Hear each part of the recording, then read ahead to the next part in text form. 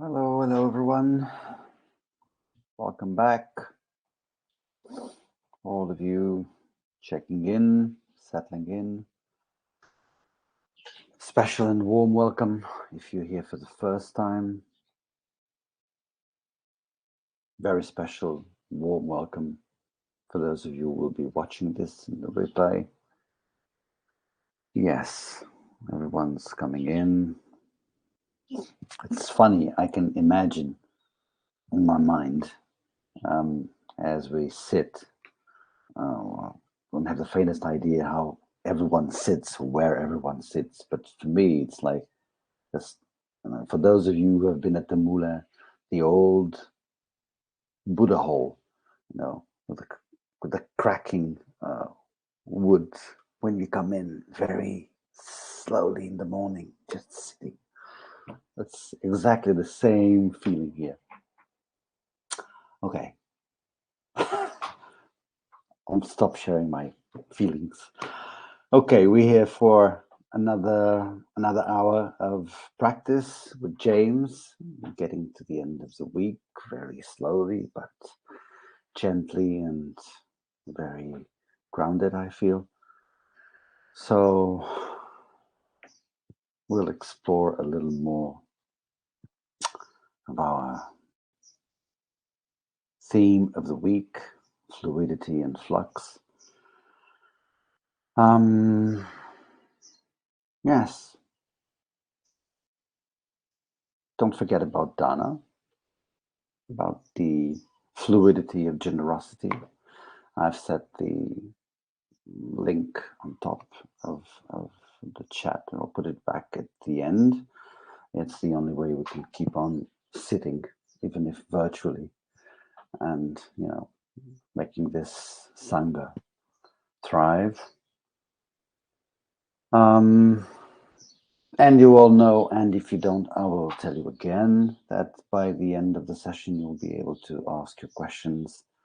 If you do that in writing, please write capital letters question so that James can make the difference between your warm comments and the questions you want to see answered, because this is a live streaming and it keeps moving. And if you want to come online, there's a little virtual hand at the bottom of the screen.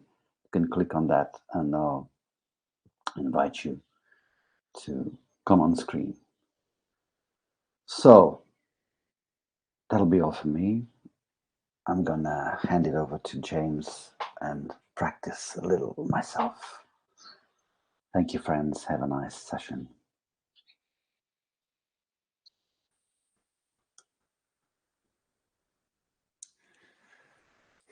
So, welcome, friends.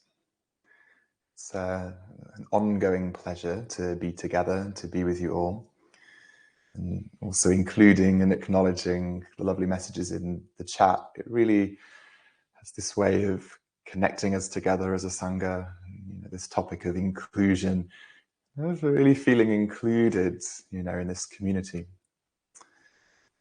And so, those of you who've been sitting the last few sessions together with us, we've been exploring a little bit these 3 marks of existence, 3 characteristics of impermanence, unsatisfactoriness, and the lack of a solid self or an unchanging self.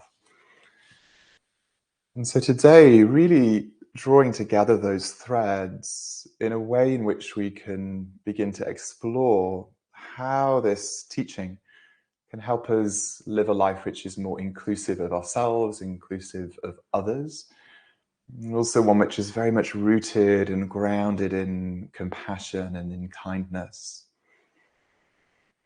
And so as we've explored by investigating these different characteristics, we can really start to get a tangible sense of things being in flow and constant fluctuation.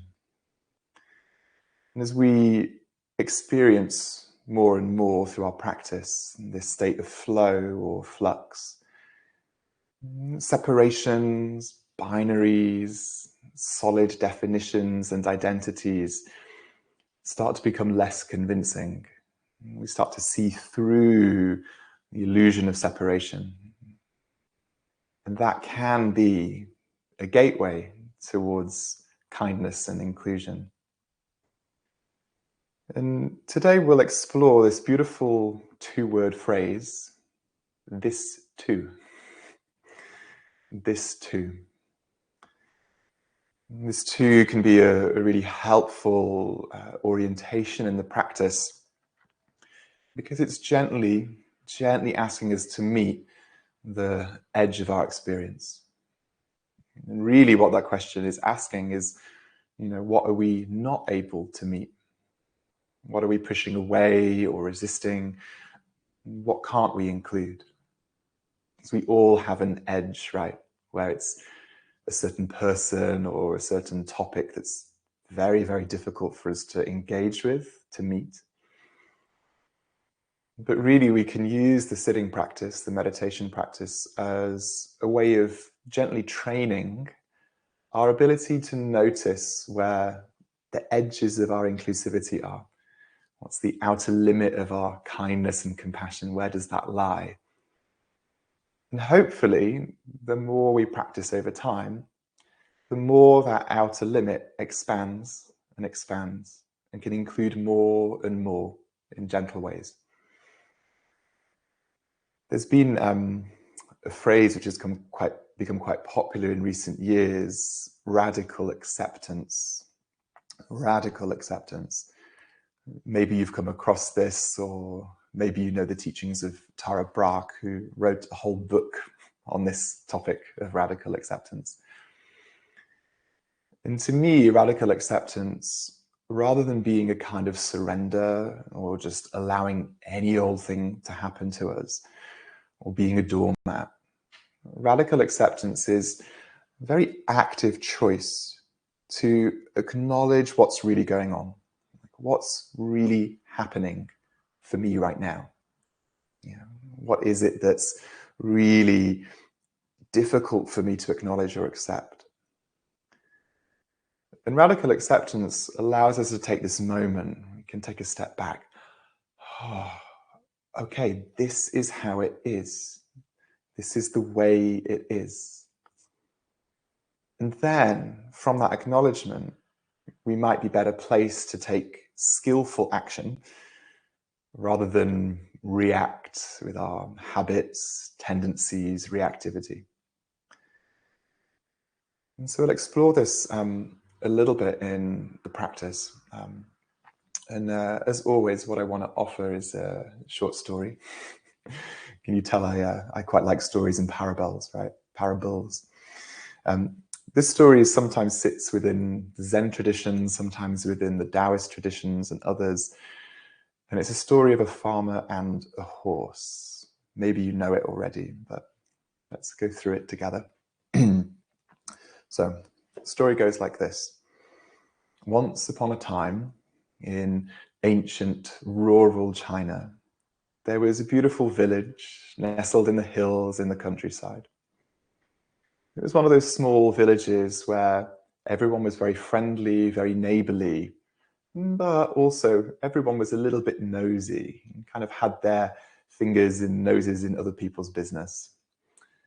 And there was a farmer who had a son and was very poor, but had a horse in the field on the farm.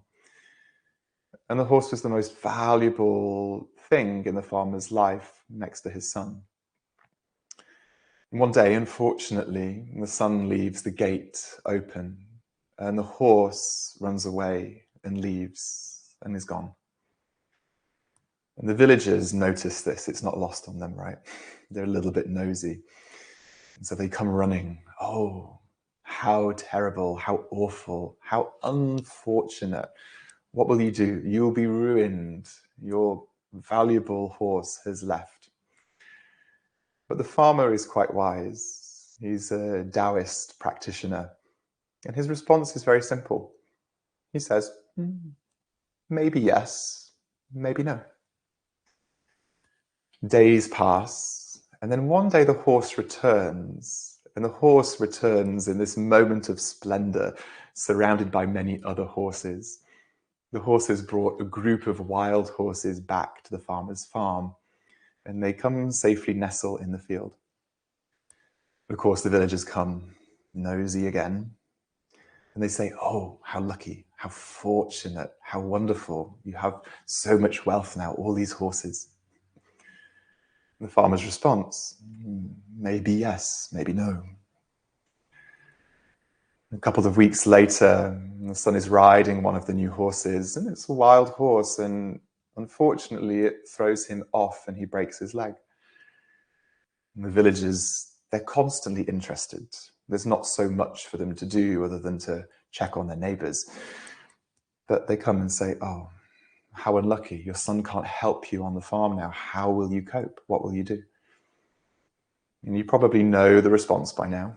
The farmer says, maybe yes, maybe no. Weeks pass and war breaks out.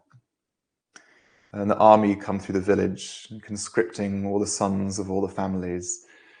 They come to the farmer's house and you see the son lying in bed, his leg up, broken, recovering, and they can't take him. And the villagers come one more time and say, "Oh, how lucky. All of our sons have to go, but you get to stay with your son. He gets to stay with you." And so the farmer responds, maybe yes, maybe no. So this could go on indefinitely, right? But the teaching in this story is, I'm sure you can tell, is that everything is fluctuating and flowing. We never know how things are going to turn out. Moment to moment, there's so much capacity to include different outcomes, to include different valid responses, or to have space for ambiguity, space for uncertainty. By accepting the situation as it is, often we can open out into many other possibilities so that we don't narrow ourselves by reacting in a habitual or repetitively unhelpful way. And if you're wondering how we can cultivate that in the heat of the moment in day-to-day life, then really our practice on the cushion is a beautiful space, beautiful training ground where we can meet this radical acceptance, this too, gently in a calm way. We might be able to then use that in the outside world. And the teaching within radical acceptance is that if we're not able to acknowledge something, if there's a problem, but we're not willing to recognize it as a problem, we can't do anything about that problem. We can't take skillful action. And my own journey with radical acceptance, and a personal note, was challenging. I grew up in a very religious household, in a born-again Christian household. And through my teenage years, starting to realize that I was gay, queer, whatever word. And the fear, this fire and brimstone fear, the shame, the guilt, praying to take it away so that I wasn't having those feelings. And so I denied it and pushed it away. And then I found ways of escaping, through drugs, through alcohol, through physical self-harm, through, relationships that were not helpful or maybe were toxic to me. It took many, many, many years of not being willing to acknowledge or accept what I was really feeling before I was able to start to change that. And it's really through sort of many years of this practice that I was able to gently meet more and more of the different parts of myself, more and more of the things which were painful and difficult, but urgently needed my care and my attention in order to heal them. And so gently we can expand this sense of inclusion for the parts of ourselves that are difficult, that are hard to look at. So with this spirit, we're going to sit today, and it's this sense of being able to sense the edges of what we can include and what we can't, and what we're willing to acknowledge and what we're not quite ready for. And as we've been offering all week, it's not about forcing yourself into situations that are so painful or so intense that it becomes kind of traumatizing or really unmanageable, difficult to work with. But finding a gentle edge where we can invite a little compassion, a little friendliness. And so, before we begin, and I ring the bell, an invitation or an offering of another hand movement or hand position that comes from the Chinese practice of Qigong, which is a system of moving, meditating, visualizing that helps give us some agency in our health and well-being. So you could join me if you wish for this. So I'm just going to take one hand in this shape, and you probably can't quite see, but I'm just going to hold this hand like a little bowl below my belly button. So it's just going to be down here, just below the belly. This hand, it's like the seat of your nourishment. It gently holds the deep, energetic center of the body. You can think of it like it's gently supporting your gut instinct, your ability to feel grounded, your ability to feel nourished and settled within yourself. So this hand holding a bowl just below the belly. And the other hand, it's going to gently come out to the side. You can follow if you wish. I'm going to close the fingers and thumb. And just above my head, bringing the hand into a vertical position, I'm going to draw a line down the front of me, to the midline. It's called centering. You could do it again if it feels good. A sense of centering between sky and earth, into the midline of the body. And now this hand is going to gently float and rest in front of the heart. It's a little bit like this hand is offering a gentle, nourishing support to your heart. A heart which is able to be open, inclusive, but also is steadied, settled, and feels safe. One hand holding the center of nourishment below. One hand holding the center of compassion above. And this hand position has a great name. It's called Power of the Immeasurable Gods. Power of the Immeasurable Gods. It's this way of saying, I've got you. I'm here for myself. I'm here for you. So you can sense into that for a few moments. Just release the hands if you joined when you feel ready.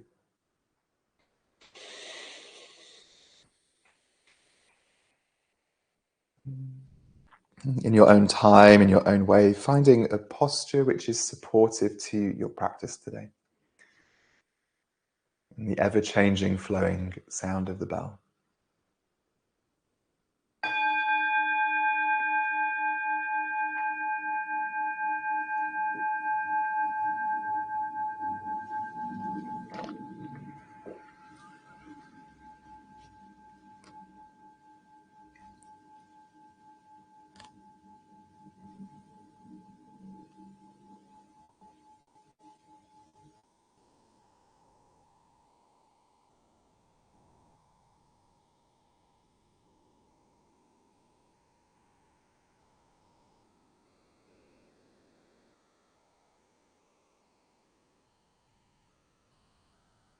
Just offering yourself the space that it takes a few moments to settle, maybe longer.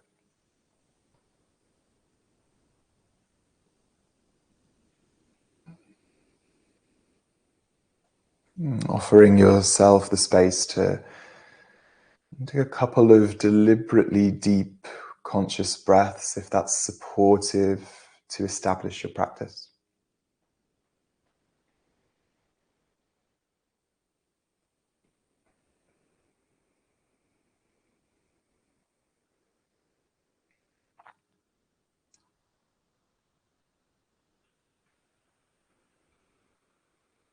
And if there are aspects which feel a bit unsettled or stuck or hard, it's the gentle invitation but those things might soften downwards into the embrace of gravity,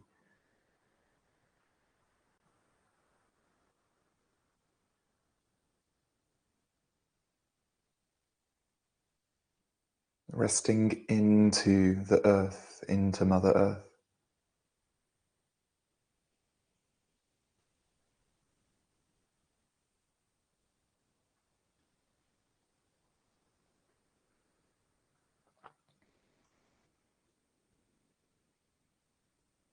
And within posture, is there any way that we might be resisting the earth, what's beneath?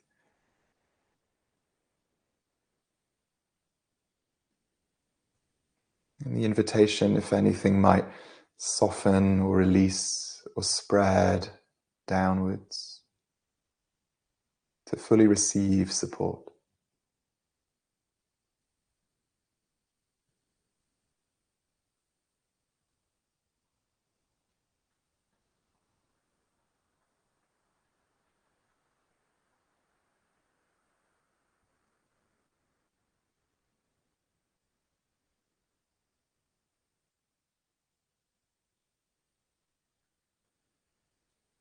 And from that support, how might there be a feeling of brightness or lightness throughout your body, the waves of the spine?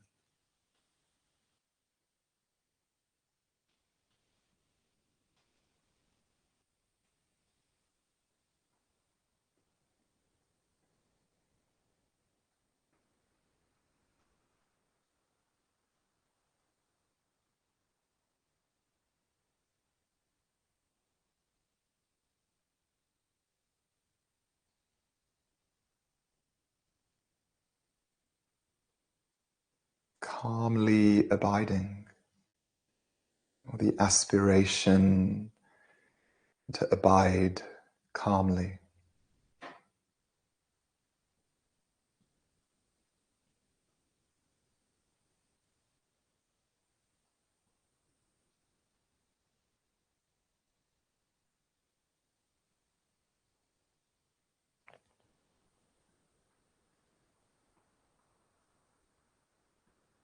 And perhaps sensing body breathing in a general, easy way.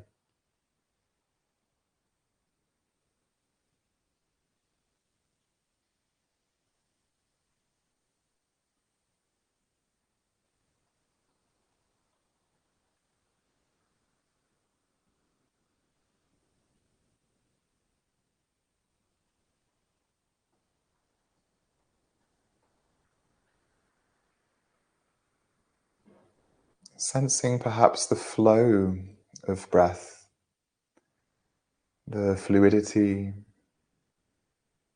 even if there's parts which feel a bit more stuck or jagged or rough.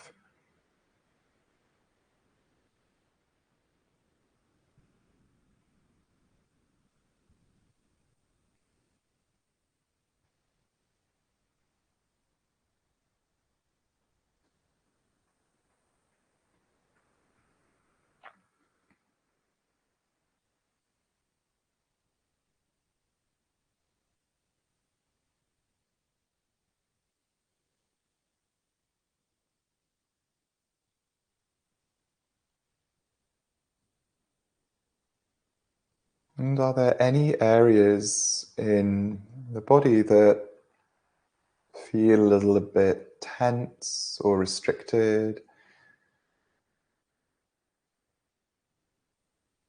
Is there a way to invite them to soften? So the flow of breath might be even more fluid, with less resistance.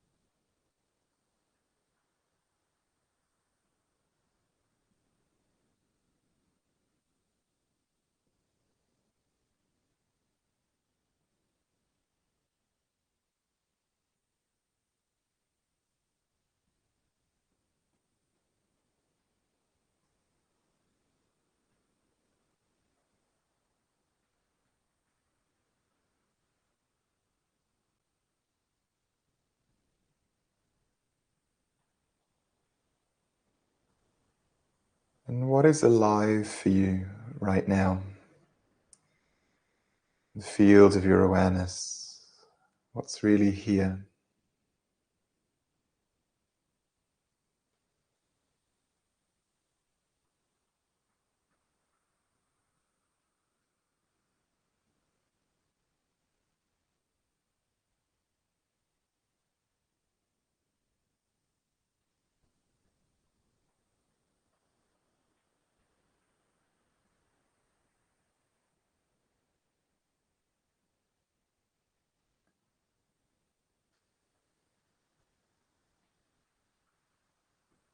And whatever is alive is present, knowing that right now, this is the way it is.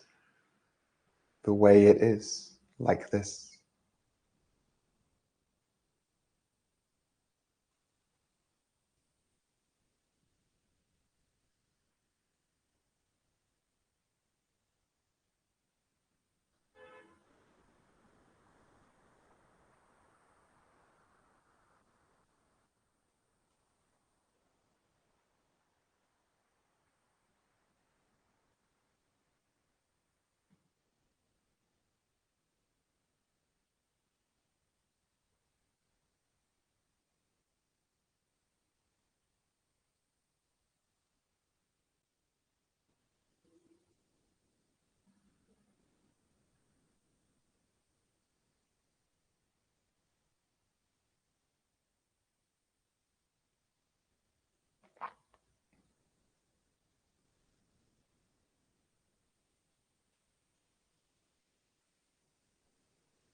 And right now,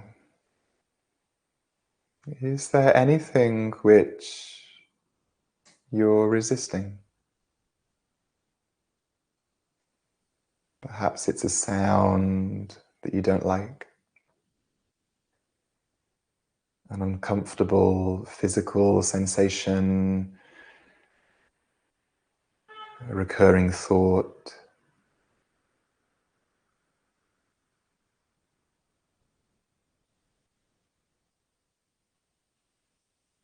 And is there a way of meeting that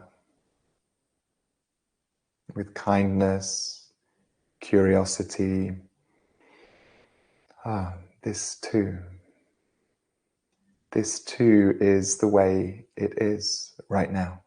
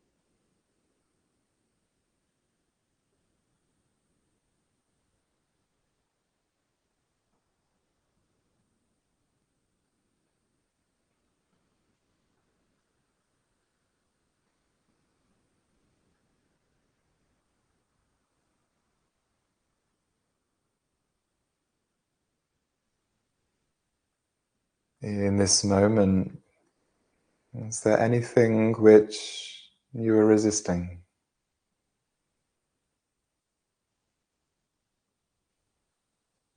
Is there a way to welcome that gently,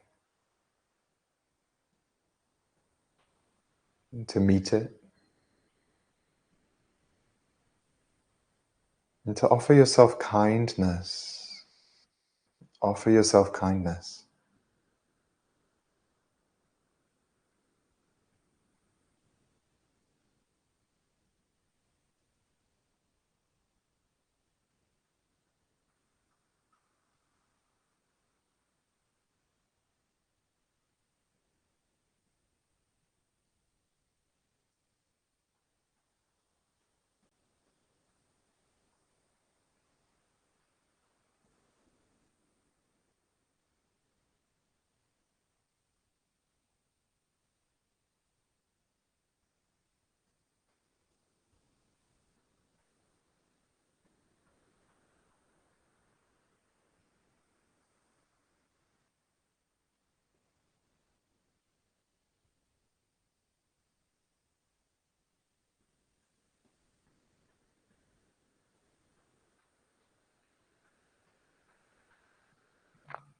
if there's anything which is really challenging,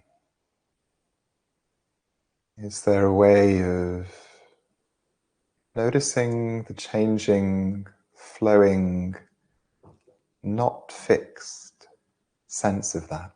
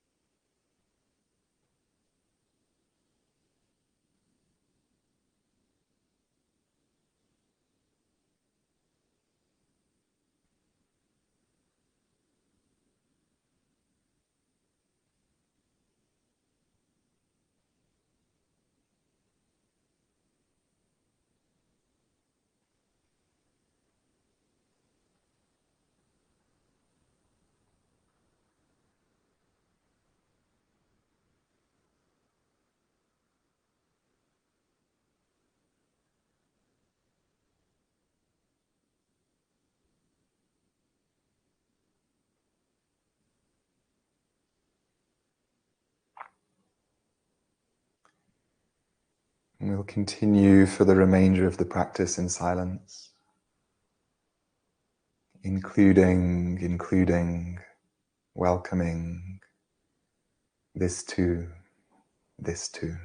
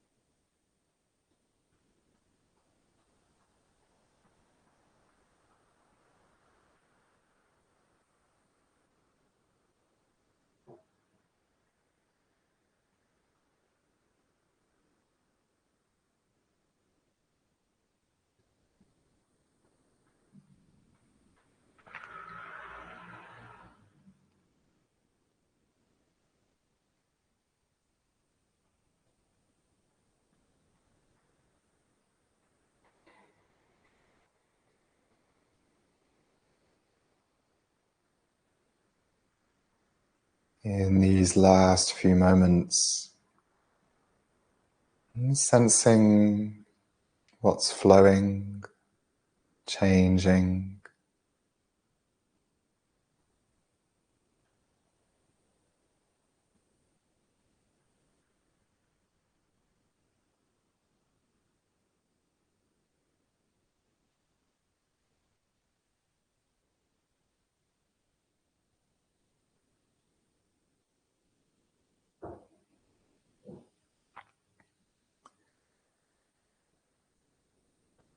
I'm going to close the practice with the offering of a short poem by the writer David Whyte.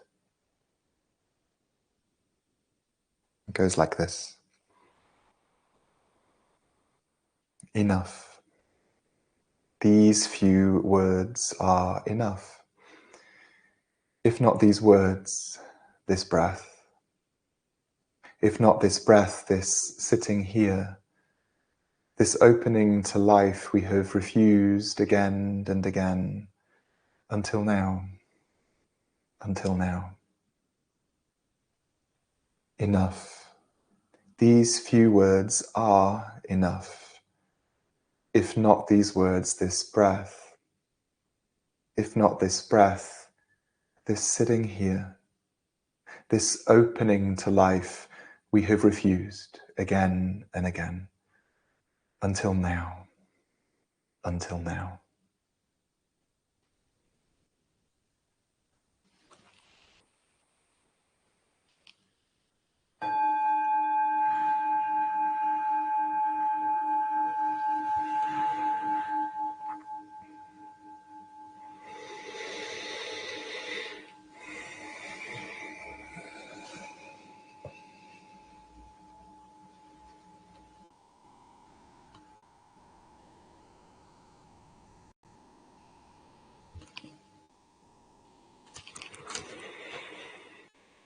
So friends, this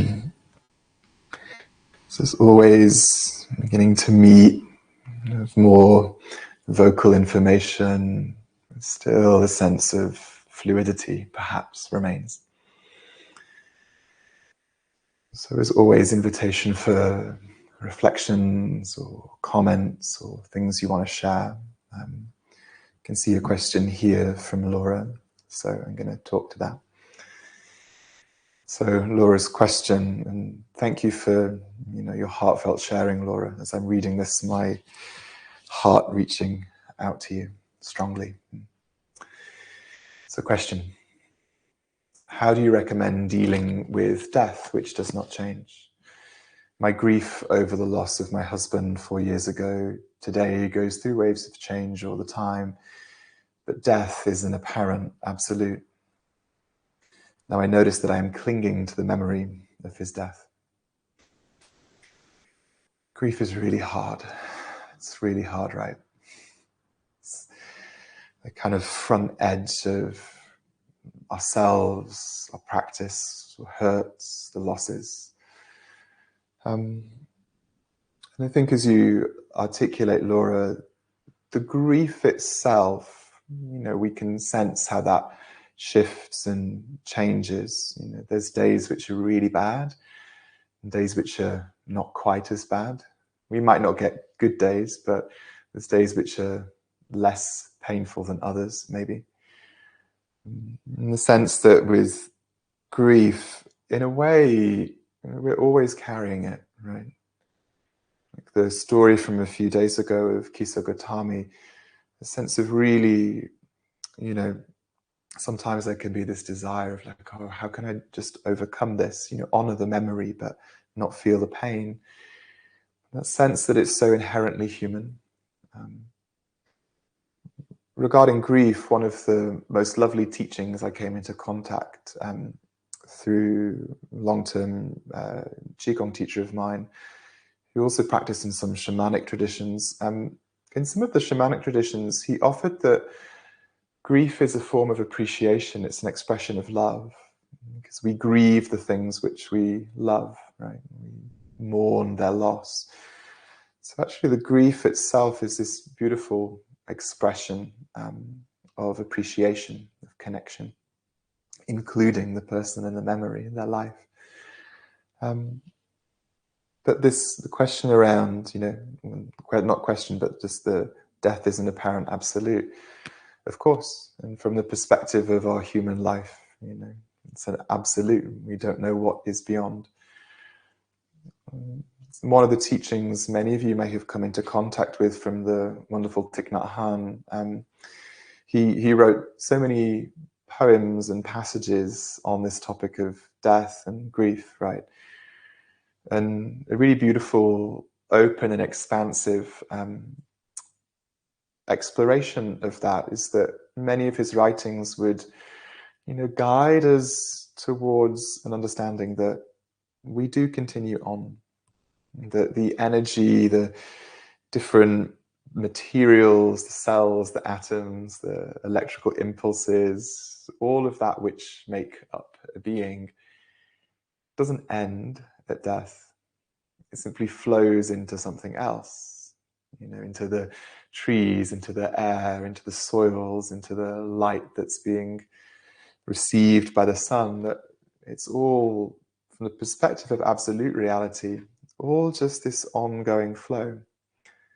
And sooner or later, we join that particular process of death ourselves, right? That flowing into that. But in terms of a recommendation,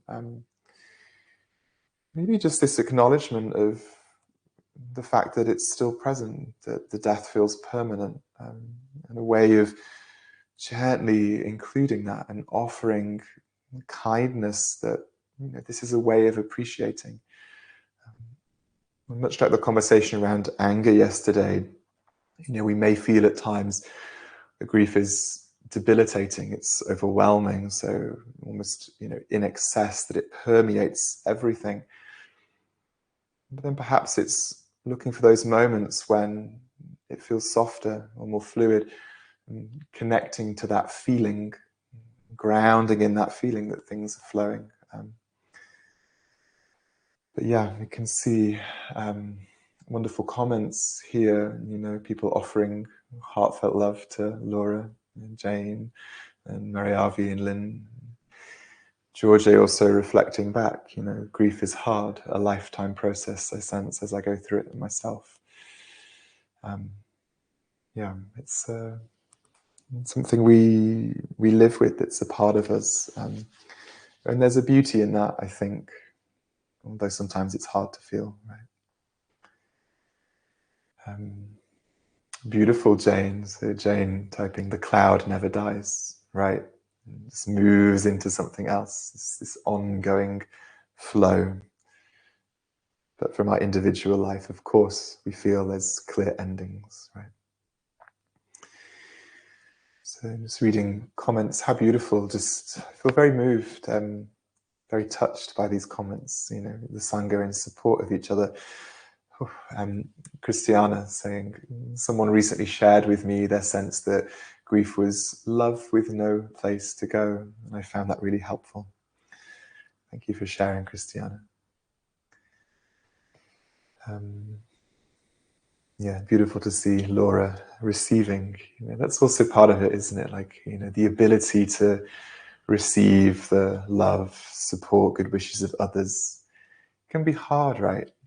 Hard to receive that sometimes. We're sometimes conditioned against that, but beautiful to receive that, Laura. Yeah. So question from Catherine. Hello, Catherine. Thank you, James, for proposing to us to offer ourselves kindness. It opened a flow in me, a flow of tears, but hopefully a flow of kindness to get through myself most from now. Any recommendation on how to integrate kindness to ourselves in day-to-day life? This is a wonderful topic, and there's so many ways.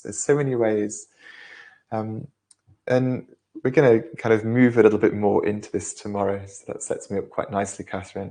Really starting to look at, how we can cultivate feelings of kindness or compassion for self and others. It begins with this acknowledgement, this radical acceptance of the way things are right now, so that then we can really begin to sense what's really going on. Where is the hurt, or where is the sense of disconnect or separation, and how might we offer that some support? There's many different ways we can offer kindness. In these Buddhist practices, there's a whole specific practice of metta. I know many of you will be familiar with metta, which sometimes the translation is loving kindness, sometimes loving friendliness, if that's easier to connect to. Something I find interesting about metta, where we might offer phrases, we repeat specific phrases, many of you will know, that offer kindness. It can be, may you be well, may I be well, may I be healthy, may I be happy, may I be safe. Yeah. We can offer those phrases, in our mind, to ourselves, to others, to help cultivate this feeling of heart, this generous, compassionate, loving heart. And we can start to feel that tangible feeling in the body of kindness, and kind of grow that through practice. But what's really interesting to me is that often when we hear these different phrases, there's different ones we might use, often the first, or one of the orientations for a phrase that we offer, is around safety. For me, in my metta practice, I would always begin, may I be safe, or may I feel safe, may you be safe, may they be safe. Because always we're working with the nervous system, right? As much as this practice is an embodied practice, the practice of kind of connecting with awareness, with conscious awareness and presence, it's about our nervous system.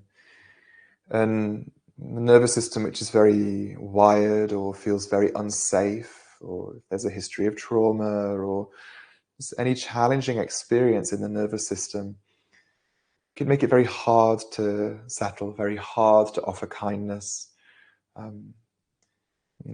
Often when people are cruel, or people nasty or mean, it's coming from a place of themselves not feeling safe.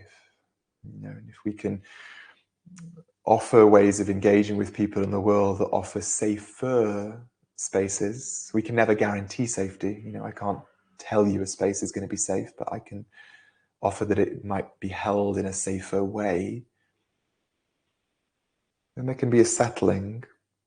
And from that settling, there can be a more stable ground to orient towards kindness and compassion.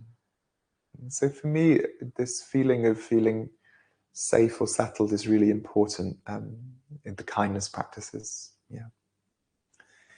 But yeah, we'll dive in a little bit more to this as well tomorrow, Catherine. So, seeing more hearts. Aren't emojis wonderful things? They're like modern hieroglyphs. They can communicate so much. For all the challenges and discomforts we might have around technology, technology can offer us beautiful ways to connect like this. The loving offering of an emoji heart. It's really nice. It's lovely. I'm just checking I've not missed any. I don't think I have. This last couple of minutes, if there are final reflections or comments. George sending metta to everybody. Yeah. We'll do a little metta practice tomorrow. Part of this gesture that I offered before from Qigong, this power of the immeasurable God's gesture, I think what it's recognizing first is that the hand below creates a sense of support and safety. And from that support and safety, we can then gently meet and hold the heart. At least that's my way of offering this mudra. It's really a mudra, a hand gesture. This can also be helpful. Also simply resting a hand,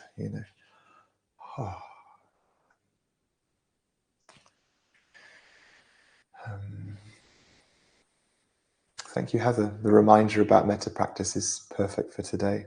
Yeah.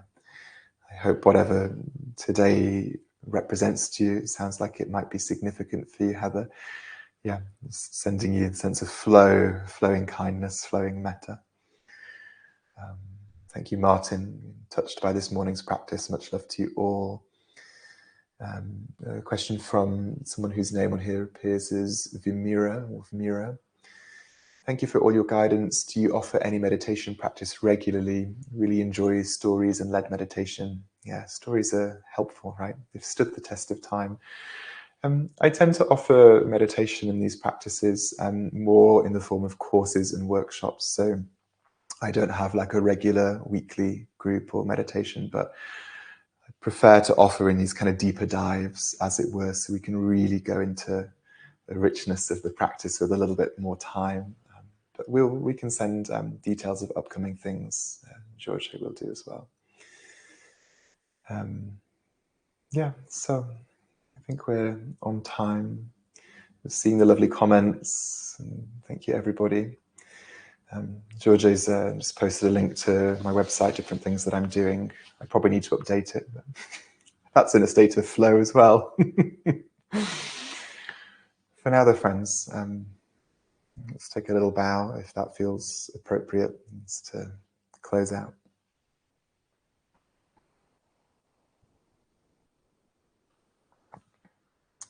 So, I'm wishing you a way of riding the waves of your day, your evening, as you go forwards, and in a way where we can include gently this too. Thank you, everybody. Yeah, I'm gonna, with kindness as always, turn off my camera and microphone, and I'm gonna allow the comments just to gently feed through. See you tomorrow, friends.